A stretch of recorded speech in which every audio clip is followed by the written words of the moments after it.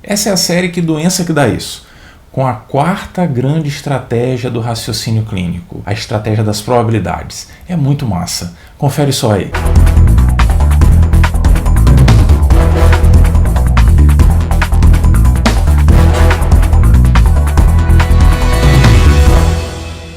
Ah, Fabrício, eu sei tudo de probabilidade. Eu sei que se jogar uma moedinha pra cima, a chance de dar cara é 50%, e de dar coroa também. Pois é, mas infelizmente os problemas envolvendo probabilidades na nossa vida não são simples assim, não. Na medicina isso é bem complexo. Mas olha só, na vida real também. Quer ver? Clima de romantismo, bota um som romântico. Isso, pra entrar no clima e tal.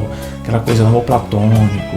Beleza. Imagina, interessado numa pessoa, e aí troca o telefone, pensa, meu Deus, ela vai cair na minha, isso, aquilo, outro. E a gente fica esperando que a pessoa ligue, né? Fica lá esperando. Aí passa uma hora, meu Deus, não tá ligando. 2 horas, não tá ligando. E agora, e agora? Deu um dia, a pessoa não ligou. Meu Deus, ela não quer nada comigo. Meu Deus, ele não quer nada comigo e tal. Não. Bate o desespero. Ai, ninguém me quer, ninguém gosta de mim e tal, porque não me ligou. Calma.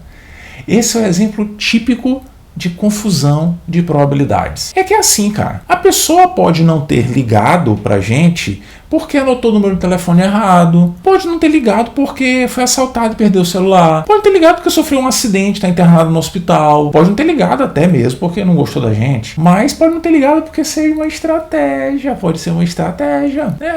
Demora um pouquinho para ligar, a pessoa fica ansiosa e tal, isso, aquilo, outro. Pois é, um monte de coisa pode explicar o fato de a pessoa não ter ligado. É que é assim, a chance de que a pessoa não queira nada com a gente porque ela não ligou logo é muito menor do que a chance de que ela não tenha ligado logo porque ela não gostou da gente. Entendeu? Tem um monte de coisa que pode explicar o outro cenário. E mais ainda, é meio que óbvio que dependendo de algumas condições que a gente coloque no meio da história, a probabilidade mude. Por exemplo, uma das hipóteses é que ela tenha sido assaltada. Ah, mas eu vi lá no WhatsApp, eu vi que ela estava online, então ela está com o celular ainda, ela não foi assaltada. Então tira isso aí das probabilidades. E aí vai aumentar um pouquinho a chance de que ela não goste mesmo da gente e tal. Isso é chamado probabilidade condicional. E quem explica muito bem isso pra gente é o famoso teorema de Bayes, que basicamente diz o seguinte: a chance de que um evento A ocorra se B ocorrer, geralmente é diferente da chance de que um evento B ocorra se A ocorrer. Entendeu? Não? Nem eu. Então olha só, vendo na prática, fica muito mais fácil. Quer ver só? Vamos para o universo da medicina. E aí tem uma coisa massa, é que assim, a gente até às vezes discute isso na semiologia, né, lá na faculdade. Mas cara, minha vida mudou radicalmente quando há muitos anos atrás eu li um livro chamado O Andar do Bêbado. Esse aqui, ó. É muito massa. É um livro que todo médico deve ler, porque fala muito de probabilidades, inclusive no universo médico. Grosso modo, é um livro médico mesmo, vai por mim. O livro é tão bom que eu vou usar parte de um exemplo dado no livro, dentro da medicina. Olha só o que o cara falou lá. O cara fez um anti-HIV à toa, do nada. Fez o exame. E aí o teste deu positivo. Meu Deus do céu, tá positivo, anti-HIV. Não sei como eu me contaminei. Foi no médico. E aí chegou no médico, o cara falou, seu teste está positivo e você deve estar contaminado. Falou, não, doutor, peraí, não é possível. Não, doutor, peraí, eu não sei como eu posso ter me contaminado. Tenho relações protegidas, eu não uso drogas injetáveis. O médico falou para ele assim, cara, não tem erro não. Olha aqui, ó, tá aqui no meu livro. Abriu o livro, mostrou para ele, olha só, esse teste aqui de HIV, a chance de ele estar errado quando dá positivo é de 1 em 1000 testes. Ou seja, existe uma chance de 999 em 1000 de que você esteja de fato infectado pelo vírus do HIV. O cara, caramba, e agora e tal, o que eu faço? Enfim, ele voltou para casa e foi pensando, cara, aquele médico tá errado. Cara, esse médico errou. É que ele confundiu a probabilidade de que o exame desse positivo se eu não fosse infectado com a probabilidade de que eu não fosse infectado se o exame desse positivo. Entendeu? Não, nem eu de novo. Mas na prática isso fica muito fácil. Quer ver só? Olha como é bacana. Primeira coisa, vamos dividir o universo em 2 possibilidades do resultado de um teste. O teste pode ser positivo ou negativo. Agora a gente sabe que mesmo sendo positivo, ele pode ser um verdadeiro positivo, o indivíduo está infectado mesmo, ou pode ser um falso positivo, o teste errou. E lá nos negativos a mesma coisa. O teste pode ser um verdadeiro negativo, ou seja, o cara não está infectado, ou pode ser um falso negativo. A gente conhece isso para os testes diagnósticos de uma forma geral. Agora, para a gente entender bem essa questão da probabilidade condicional, é muito importante a gente contextualizar bem o cenário. Quem é essa pessoa que fez o teste? Ela tem algum comportamento de risco ou não? Isso muda um pouquinho o raciocínio. Quer ver só? Esse cara, ele era heterossexual e não era usuário de drogas injetáveis. O que ele fez? Ele buscou as estatísticas norte-americanas daquele período e viu o seguinte: ele viu que de cada 10 mil indivíduos heterossexuais não usuários de drogas naquele período nos Estados Unidos, uma pessoa estava infectada pelo vírus do HIV. Ou seja, se a gente fizer teste em 10 mil pessoas, a gente vai encontrar um verdadeiro positivo. Sacou? Agora vamos usar a informação que o médico deu pro cara. Lembra o que o médico falou? O médico falou para ele assim: olha, cara,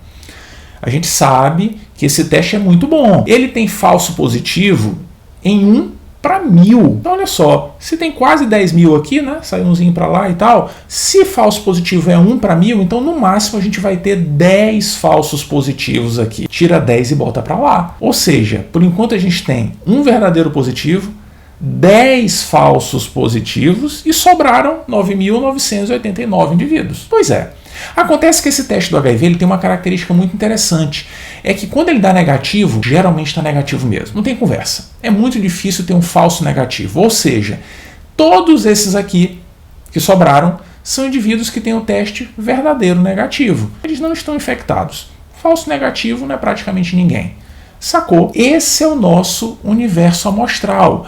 Essas são as possibilidades quando alguém vai fazer um teste anti-HIV nesse cenário específico. Agora, a nossa tarefa é muito simples.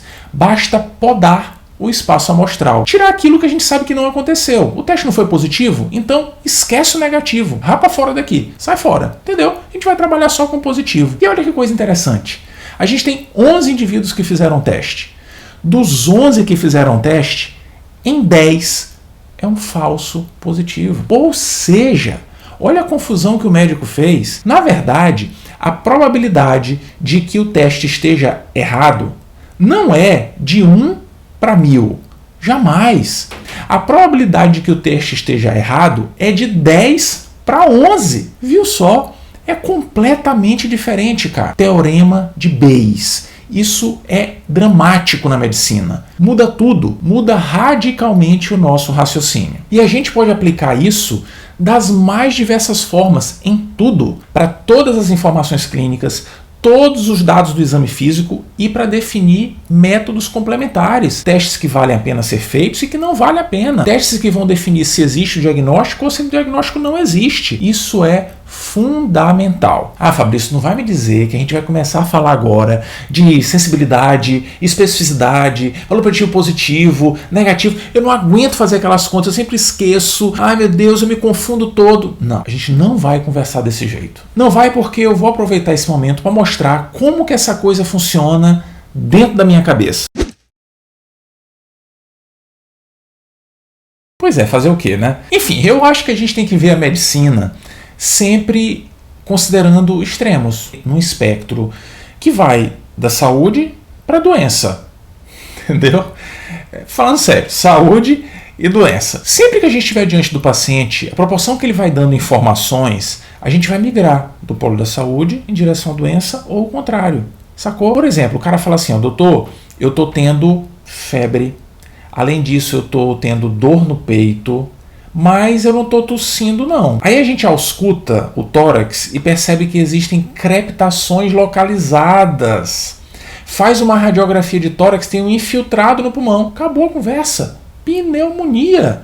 Entendeu? É sempre assim. A gente vai migrando de um lado para o outro. Agora sim, eu dei um exemplo muito uniforme e da coisa já constituída. Mas eu vou mostrar agora outro cenário para a gente entender como essa questão das probabilidades é bem dramática. Vamos para a cardiologia.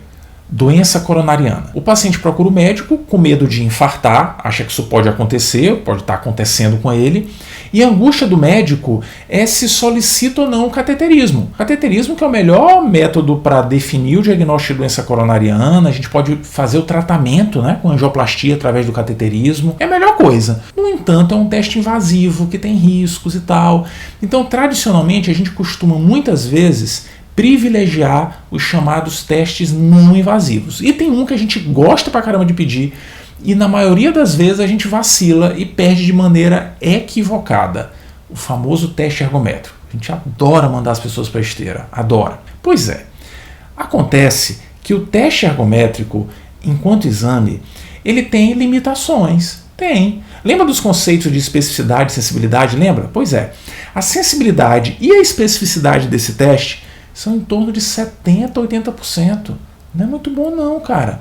Isso quer dizer o seguinte, que quando o teste der negativo, ele tem uma chance de afastar o diagnóstico, e quando ele der positivo, ele tem isso aqui de chance de confirmar ou de aumentar muito a suspeita de que existe a doença coronariana e que a gente precisa fazer o cateterismo. Sabe o que a gente faz com isso daqui? Isso a gente vai jogar na barrinha saúde e doença. É, a que a gente brincou ainda agora. Quer ver só? Imagina o seguinte cenário. Saúde, doença. O indivíduo chega e fala assim, doutor, eu estou vindo aqui porque eu estou tendo dor no peito, em aperto, bem aqui do lado esquerdo, aparece quando eu faço esforço físico, alivia quando eu fico em repouso, dura assim uns 10 minutos mais ou menos, sabe? Ah, doutor, mas tem um detalhe, esqueci de dizer. Eu sou homem, tenho 65 anos, na minha família eu já tive 2 irmãos, lá pelos 40 anos eles tiveram infarto, tenho problema de pressão alta, tenho diabetes, tomo um monte de remédio para isso. Agora, eu não fumo, não. Eu não fumo. Eu vi que não fumar é importante com essa coisa de coração e tal.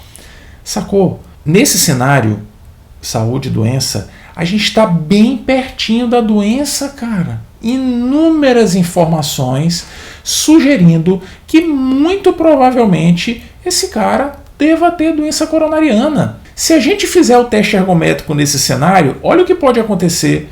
Se colocar o teste lá, se ele der positivo, assim, o cara vai ter muito mais doença até do que deveria, né? Extrapola. Mas já estava muito pertinho lá da doença. Será que precisava desse teste mesmo? Agora, olha o outro lado. Se o teste vier negativo, não vai afastar a doença, não. A gente ainda vai continuar com muita dúvida se existe doença coronariana. Entendeu? O teste negativo não vai servir para nada, porque a gente já estava pertinho de definir a presença da doença. A melhor coisa a fazer nesse cenário é o cateterismo, porque os dados clínicos são muito sugestivos da doença. Agora, beleza. Imagine uma outra situação. O cara abriu a porta lá do médico, sentou e falou assim, o que você está sentindo aí, doutor? Entrei aqui por engano. Sei que eu estou sentindo, não. Eu tenho 20 anos, sou jovem, pratico atividade física, ninguém na minha família é doente, eu não fumo, não bebo e tal. Nossa, você não sente uma dorzinha no peito? Não, doutor, que história de dor no peito? Caramba, o cara tá aqui, ó, saúde. Aí, não, faça um teste ergométrico só pra gente ver se tá tudo bem. Cara, olha só, se o teste vier negativo, só vai mostrar o que a gente já sabe, que o indivíduo é saudável mesmo. E se o teste for positivo, não muda nada. A gente vai continuar ainda distante da doença. Tem uma chance muito grande disso ser um falso positivo. E de a gente indicar o cateterismo e no fim das contas o cateterismo não vai achar nada, porque esse cara é saudável. Os dados clínicos nessa situação eram suficientes para fazer a gente esquecer da probabilidade de doença. Sacou? Ah, Fabrício, então quer dizer que o teste ergométrico não serve para nada? Não. Ele é muito importante sim.